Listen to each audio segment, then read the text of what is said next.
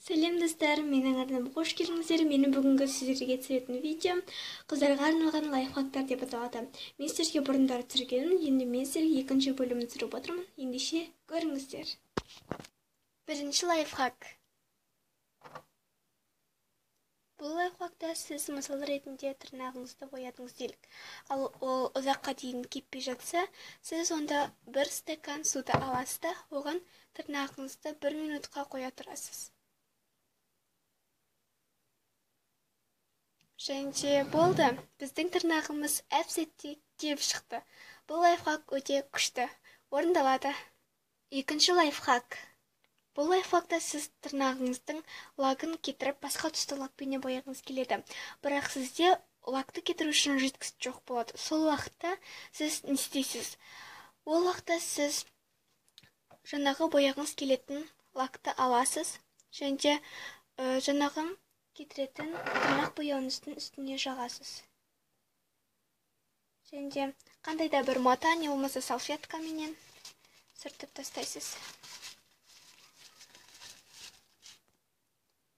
Мінекей. Осылайша сіз тырнақ бояуыңызды қайтадан бояй аласыз. Үшінші лайфхак.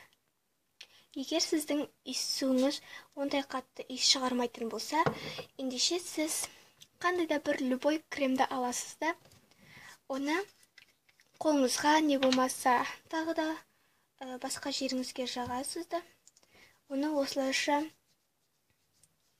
жасап шығасыз, және сіз духиіңізді себесіз. Сол уақытта иіс жаңағы крем жаққан жерде ұзаққа дейін сақталады.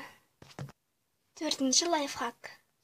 Егер де достар, сіздердің тырнақтарыңыз жаман болып кетіп, оны сіз жандарын егетініңіз жоқ болса, онда сізге бұл лайфхак көмектеседі. Ол үшін сізге бар болғаны бір шырпы ғана қажет болады, және мына бір басындағы жағатын жерменен сіз тырнағыңыздың жанын егесіз. Әрине, бұл лайфхакты мен өзім қолданып көрген жоқпын. Сол себептен бұның орындалатын, орындалмайтынын мен әлі білмеймін. Достар, осымен менің бүгінгі видеом аяқталды. Егер сіздерге бұл лайфхактар көмегін тигізіп жатса, комментарийге жазып кетіңіз. Ал ұнаса лайк басыңыз, және каналға жазылыңыз. Барлықтарыңызды жақсы көремін. Сау болыңыздар.